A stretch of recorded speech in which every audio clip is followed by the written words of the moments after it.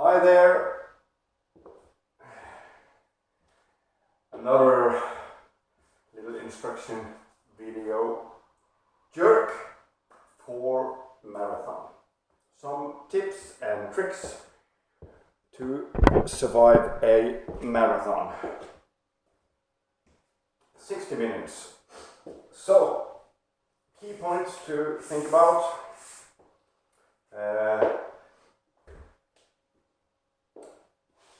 Is that it's a marathon, it's not a sprint, it's not 10 minutes.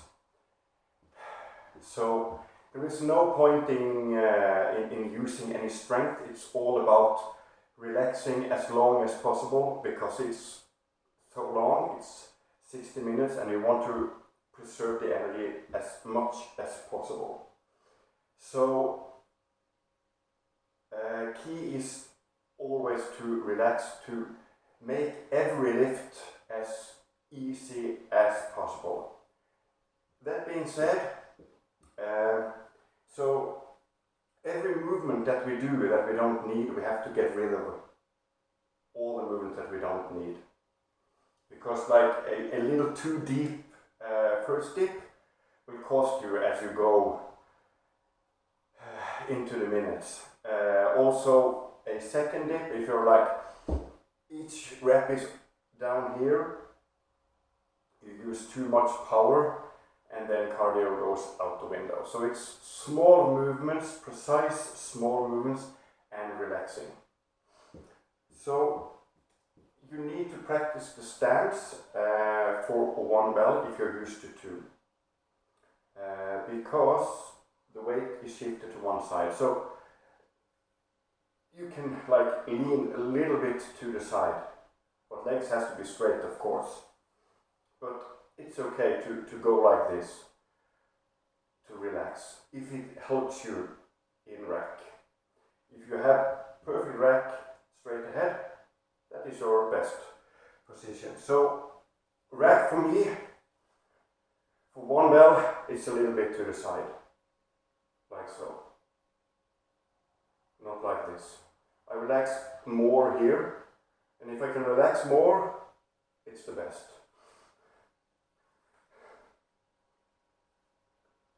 So more to the side. That is the rack position. Find the best rack position you possibly can. Practice just like I'm totally relaxed, totally. Find that one. So first one is rack. Then you have the same, it's overhead. You need to find, since it's only one bell, you need to find like a position that you really can relax here.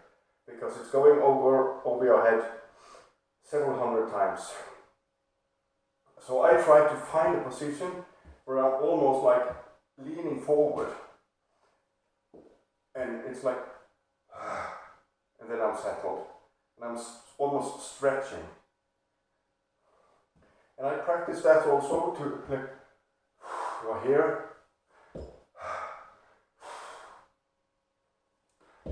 And try to hit that forward spot immediately.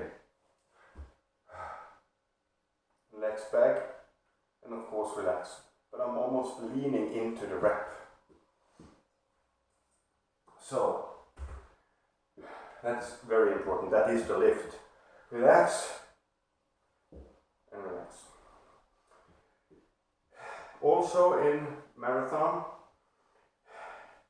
I think I have a little bit like one leg is more out this way than straight compared to two bells. Because you relax. So when you're lifting one way like this, and you're stretching, and then when you switch hands, you kind of like almost go a little bit. So that is just minor details, but it's important to pay attention to it. It saves a little bit of energy, and if you find like a sweet spot with your legs, it will be perfect. Also, point 3, we had the rack, we had the overhead, but also in the lift it's important to never tighten up in the face, in the jaw, and in the free arm. And of course the legs, but try to be relaxed all over, like never hold your breath even as you lift. So when bells should go up overhead, I see some people do this, and for heavy bells, okay, because you're using everything. But for a marathon, I try to turn my hand with the palm up or almost out. Something happens, at least for me, that I'm like, and it just bounces freely.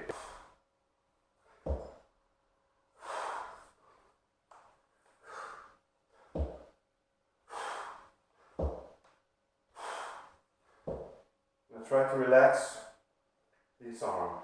If I go like this, I'm not sure, but for me, it feels like I'm tight now. So when I go like this, it kind of relaxes the shoulder. I can stretch a little bit instead of here, where the shoulder turns forward. So this is better. A small thing, I know, but again, 1 hour is a long time to lift. So relaxing, try to find like these sweet spots. Also, the drop when the bell comes down. I try not to, but sometimes you have to, not to let the bell go like a little bit to the side, because I found my rack, it's a little bit to the side, so I don't drop down and then go to the side. Already here I know that I should go down here. Also, since it's one bell, I don't have to like brace for the bell, for the weight. I don't have to go down like this and bend my knee. I just go and let like the muscles or the legs just like absorb the weight. So I'm here and just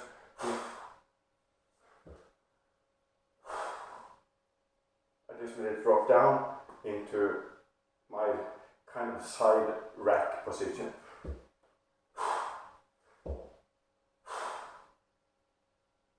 Instead of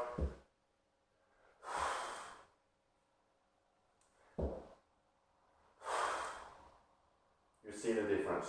So I try to, and that is to preserve energy, of course. Just relax and just have straight, relaxed legs as you catch the bell, like so. And then we go into the next point, which is breathing. Never ever hold your breath, never ever like Emily's. Try to have an open, like a dropped jaw, and just breathe through your nose and into your, almost through your lower cheek.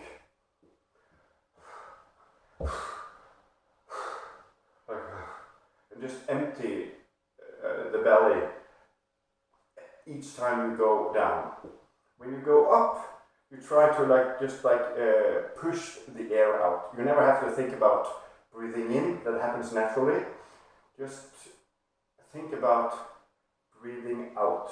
It's like emptying all the air out. Bad air out, good air in. This is really helpful for the cardio. So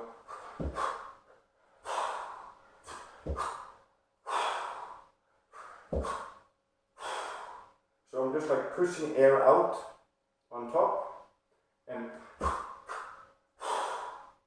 big breath out as the bell comes down. For me, it helps to make the sound, it helps to use the breath for, it's almost like a reminder to breathe, to keep rhythm. It helps me count.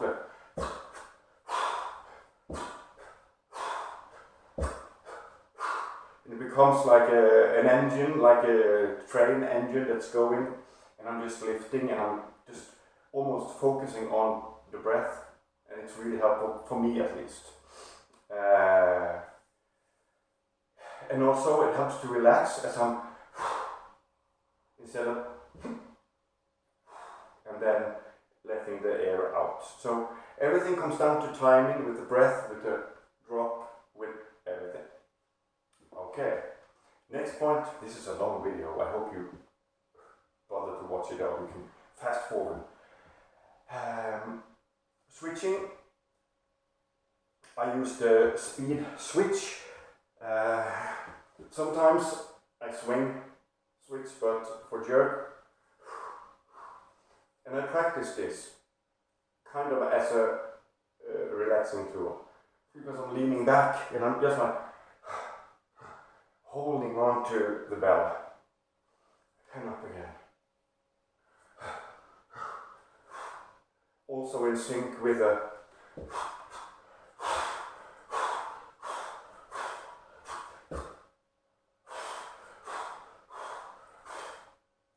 breath. So it looks like I'm just dropping the bell and leaning backwards.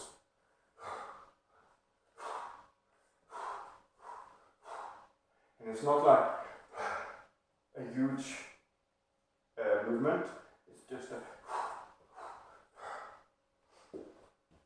And if you switch every 10 rep, every 5 rep, there is a lot of switches. It's a switch almost every 15 seconds or 30 seconds, depending on how fast you lift. But then it's just like over 100 switches. So you need to make those as easy as possible also. You need to have all the timing down, the switching of the hands, so that it's just like a like automatic. You know what's going to happen and you just do it. Nothing you need to think about. But if the speed switch takes away energy, you use a swing. If that is more relaxing and safer, and you save more energy that way. So choose the one you need. Counting. With a light bell, I go 10-10 rep, 10-10-10. As soon as the bell is a little bit heavy, I go 5-5. The reason that being, because I know my shoulders, and if my shoulders get a little bit like tight or tired, that I'm starting to use muscle. The body will need more oxygen and more blood to like get rid of the pump in the muscle, and cardio goes out the window. As soon as you're starting to muscle out a rep, even one rep, it will cost you.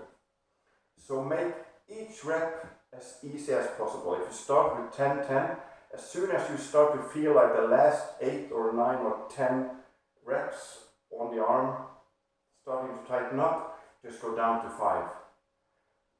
5 you can go all day, so it's just like 5 reps, speed switch, 5 reps, speed switch. Even if you switch a lot more than the guy doing 10 reps or the girl doing 10 reps, if they start to like, the tempo will go down the drain. And if you can keep 5 and you're never getting tired in the muscles, your cardio will hold and you're just like, I can lift every day. So that is key. Never get tired. Never go beyond. Not until the end, the last minute or two. Then you go crazy. You do all the reps you can on that time. Don't switch and just, because then you're using, it's the sprint, so everything counts. Everything, give it all then. But before that, during the hour, switch each 5 reps or 10 if you can, but never get tired. Never do the rep that's heavy. It costs too much energy. Next, Water for the hour, small sips of water at planned interval. Plan every 5 minutes, every 10 minutes, every 100 rep. Make a goal and have like, when you're lifting, okay, I can relax more on my left hand. Then you 100 left hand, sip of water, and then keep going. Just small sips. And small rests. It's better with like a rest every 5 minutes, just like a small sip and a small rest, and then go. The steady pace, instead of going too far again and you get a little bit too tired. Then that rest will be like, oh, now I really need a rest. And then you drink, and then you drink a little bit too much, and it's, oh, you start to burp and your breathing goes out.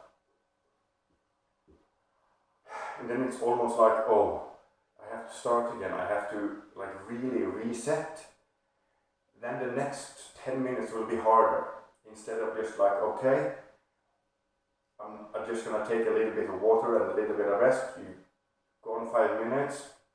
Oh, you feel like you don't need it, but do it anyway.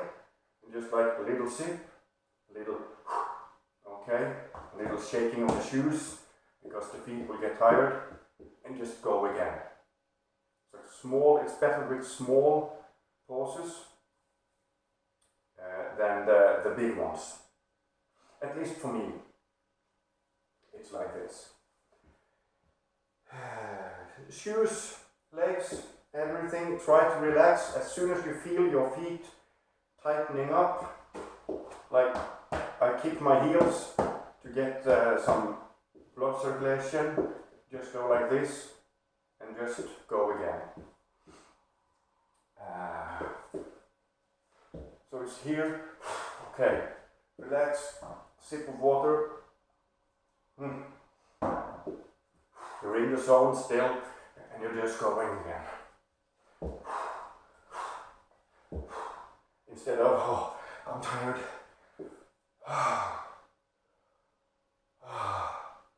Oh, and you can see the time going, and everything shuts down.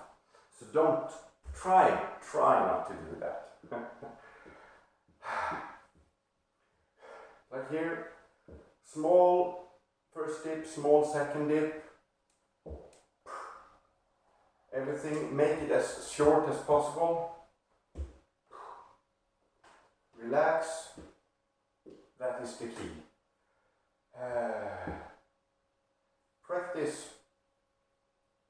lifting quick, short movements, breathing fast, everything light bell, and then move up to heavier bells. And do the same with the heavier bells as you do with the light bell.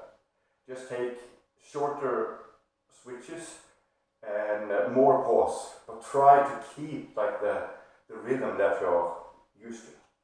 Okay, I hope that helps, this long rambling video.